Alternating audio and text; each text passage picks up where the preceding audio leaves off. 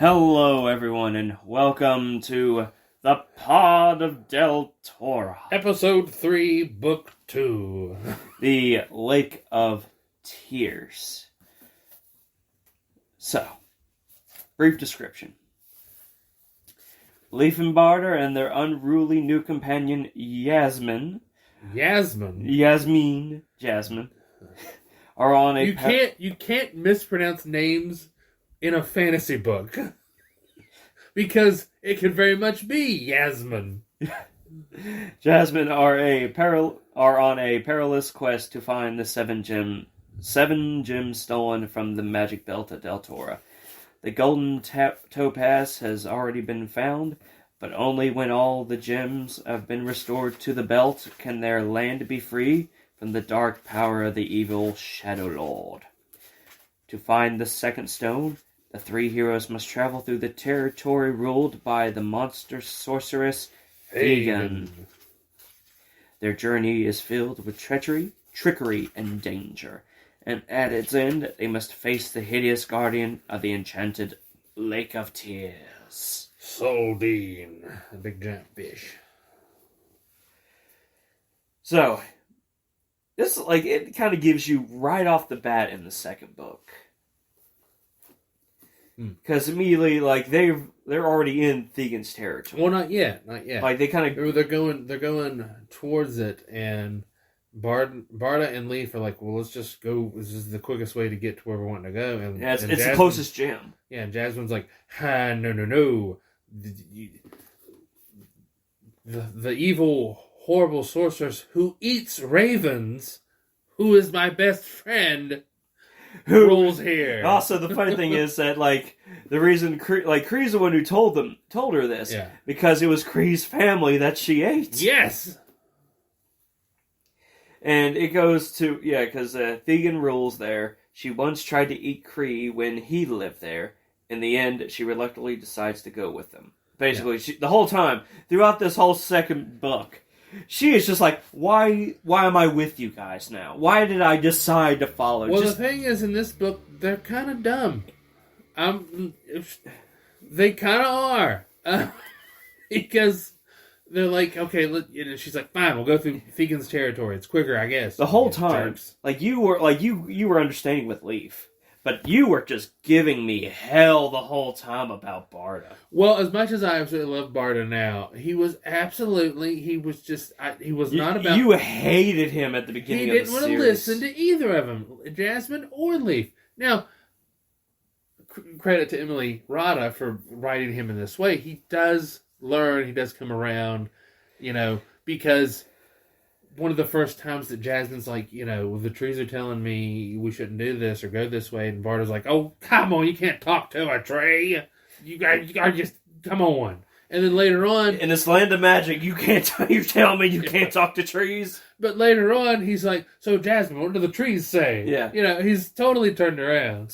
But for a while there, it was just, annoying. How many times does she have to prove herself right before you'd be like, maybe we should listen to her about this? So, the first challenge that they get to when they get into Thegan's territory... as soon as they get into Thegan's territory, they need to cross a bridge. It's being guarded by a golden-eye man holding a curved sword blocking their path. Who will ask you a riddle. And that's the saying, turn to the first riddle. Because that's the saying, because it gives you, each person has to answer a riddle. And... the first one is, just a simple one. It was, what was it? Turn these 13 sticks into 9? No, that was Leaf's. That was his last one. Let's see. Then what was... No, Leaf's was... No, that was, it was either Barda or Jasmine's. Because Leaf's was the huge riddle of Thegan and the children. Oh, that's right. Because the Guardian recites this poem about Thegan and Thegan's children. Jasmine's was, turn 13 into 9. Or was it Barda's? One of them was... No, it's Jasmine, I think. What was Barda's then? Barda's was... What's 2 plus 2? It's math. Oh no, But yeah. math, my Jasmine's, and it illustrates it in the book. There's 13 sticks, and move or take one of them away and turn it into 9, and she just spells out 9 with the sticks. It's just very good. You may pass. What is Bardas? Let's see. I can't remember what Bardas was, but with Jasmine has no problem getting to it because like right now Jasmine is like probably the smartest one of the bunch, to be honest. But also like Emily Rodda writes female characters wonderfully. Yeah, I mean Jasmine, Queen Tran, what's his name? The lady that's the ruler of Torah. I can't remember. Oh my god, I can't remember her name. You don't see her for till the end of this series. But let's say, what was Bardas? I'm gonna pause it for a second. Oh, here it is. Yeah. Here it is. Okay. Because he asked Barda, he says, what is it that a beggar has that a rich man needs and that the dead eat? And then Barda says, nothing. Because Barda played a beggar for 16 years. Yeah, that's right. A beggar has nothing. If you eat nothing, you'll die, and a rich man wants for nothing. Yeah. So Barda's was pretty easy. But then Leafs is... You just read the poem, because it's... Because, as I say, because like there's a little bit of trickery into the poem, but also you learn about Thegan and her brood. Because it says, it's Thegan gulps her favorite food in her cave with all her brood. Hot tot Jin Jod, Phi, Fly, Zanzod, Pick, Snick, Lun Lod, and the dreaded Ichabod. So 13 kids. Each child holds a slimy toad. On each toad squirm 2 fat grubs. On each grubs ride 2 fleas brave. How many living in Thegan's cave? And so, Leaf just adds up, Thegan, her kids, each toad, each, 2 grubs on each toad, and then each 2 flies on each grub. And he tells them what he thinks the answer is, and the guy's like, wrong! There's a raven still alive in Thegan's belly that she ate. I'm like, well, that you're cheating. And so he kind of gives him a second chance. Said like, I'll let you choose how to die. Yeah, how to die, and that's the thing. He lets him choose how to die if he asks him another. We'll play a game to decide which way you will die. Truth and lies. Truth and lies. Which is great. Because, let's see here. If I do this, I will chop off your head. Yeah, he makes... let's see, what does it say? You may say one thing and one thing only. If what you say is true, I will strangle you with my bare hands. If what you say is false, I will cut off your head. And so he thinks about it, and Leaf says, my head will be cut off. And that because... That paradox. Yeah, it creates a paradox. That breaks the spell that the sorceress Thegan had put on that guardian. And then it just turns out he is a giant, beautiful bird. Yeah, he's a shapeshifter. A bird. Is he a bird or is he a shapeshifter? He is just a bird. That's right. And he ends up saving Leaf. Yes, he does. Out of gratitude. Because Leaf ends up, the bridge ends up breaking or something, and he saves him. Just right off the bat, you think, okay, that's kind of quick. But one of the things I loved is after that's all said and done and everything, Leaf turns to Jasmine's like, you knew he was a bird the whole time, didn't you? And Jasmine's like, yeah. Wasn't it obvious? Yeah. It's magic, don't you know? We're in a land of magic, and I can see magic. Because, she can talk to birds and animals and stuff, so... but they get past that, and then they have to avoid a troop of Grey Guards who are transporting a Raylad man. Rallis. Huh? Malice. Was it Malice? Man, what is his name? Oh my god. Captain of Excellent Rounded. I think it was Malice or Rallis. I don't remember his name. I think it was Malice. We're so ill prepared. Yeah, we are, but this is the fun part about it. I'm trying to figure it out quickly. Manus, yes. the That's Raylan close. man. But they're able to free him. But the Grey Guards catch on to him, and so the Grey Guards are chasing after him. And then that's when they come to the edge of this house.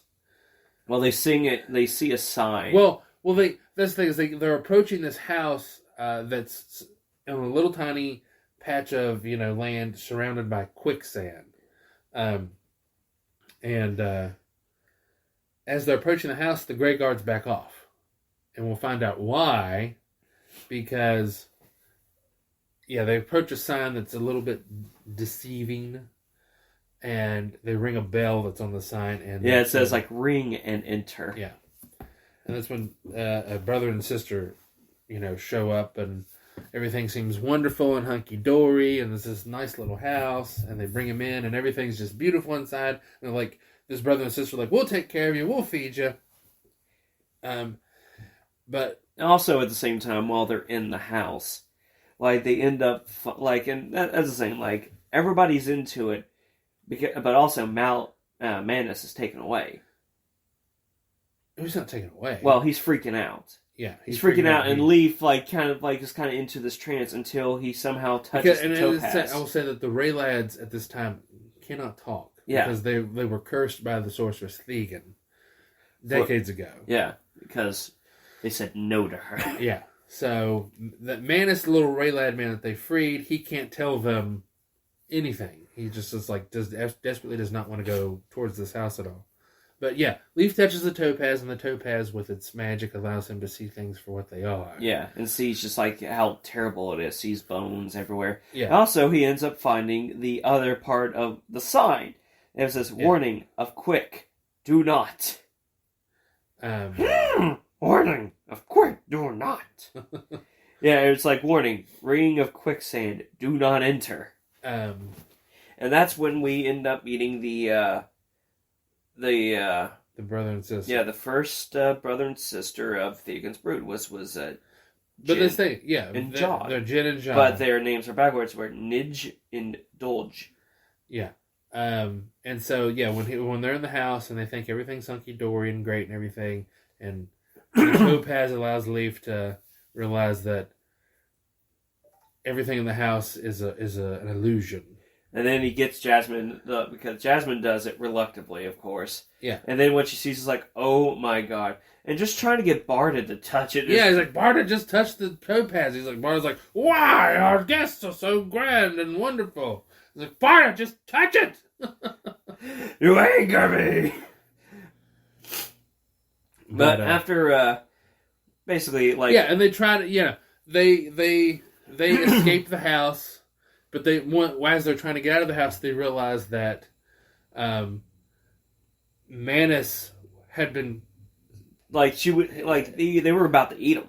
Well, they were either going to eat him or they were using him as a slave. Yeah, Manus was their slave, and he had gotten out, but then he got captured by Grey Guards, and they were bringing him back. Yeah, so he knows how to escape, and and Leaf realizes how to escape, and then he's telling Jasmine. Jasmine follows. Trying to get Barda to this is my frustration with him is he will not listen to them at all. It's he's just drunk half the time, just arguing with you. He's your wife. Yeah, but there's a trick. There's a trick to getting out of the quicksand easily, but they're able to get out, and then. In the process, yeah, because they're stepping stones. Yeah, but there's a certain pattern. There's a certain pattern that you do, and apparently there is a. Apparently, in the book, there's actual marks on each stone. Yeah. And so Jin and John starts transforms back into their real form and starts chasing them. Yeah. Well, they fall into the quicksand because their own stupidity. Yeah, and they perish. And then from